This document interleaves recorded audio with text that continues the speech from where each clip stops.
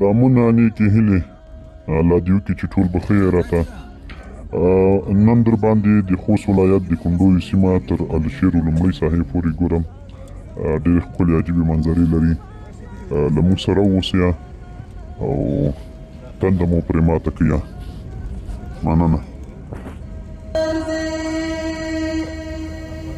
توره پګړۍ په بیړه بیړه کړه په سر جانانه یاره زه ستا په انتظار دي سازو سامان تیاره وه بیا د سنګر جانانه یاره زه ستا په انتظار دي راځه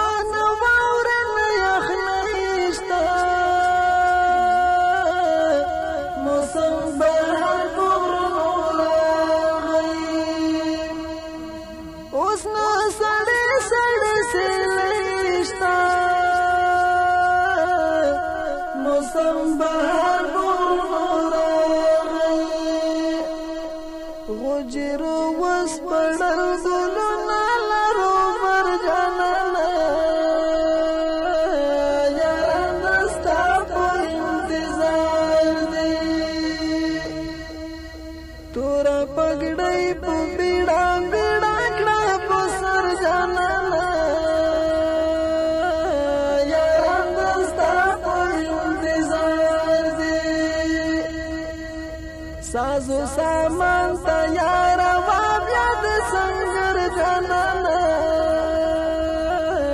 یاره زه ستا په انتظار دي موسم بحر خوشګوار دی ماما نشنې شولې په غرو کې هر یو ګړی ګلو ګلزار دی ماما نشنې شولې په غرو کې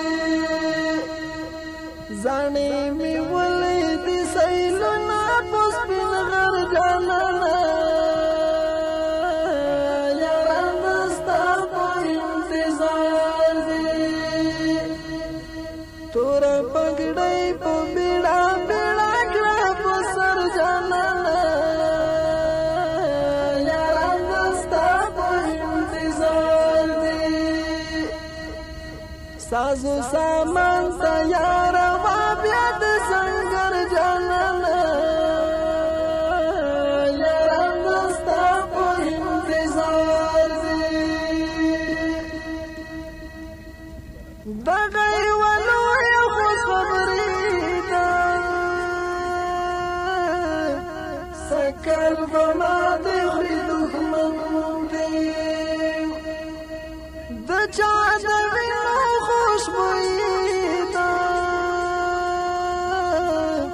سکل به ما د خوري دښمن دی ټول خو به ولې یاران واړه کړه خبر جانانه یاره زه ستا په انتظار دي توره پګړۍ په بیړه بیړه کړه په سر جانانه یاره زه ستا په انتظار دي سازو سامان تیاره وه بیا د سنګر جانانه یاره زه ستا په انتظار دي د همت پټې دې رانغاړه د جان حسین د سترګو توره دعا رخصت له موره غواړه د جان حسین د سترګو توره نور د غفلت خوبونه مه کړه په بستر جانانه یاره زه ستا په انتظار دي توره پګړۍ په بیړه بیړه کړه په سر جانانه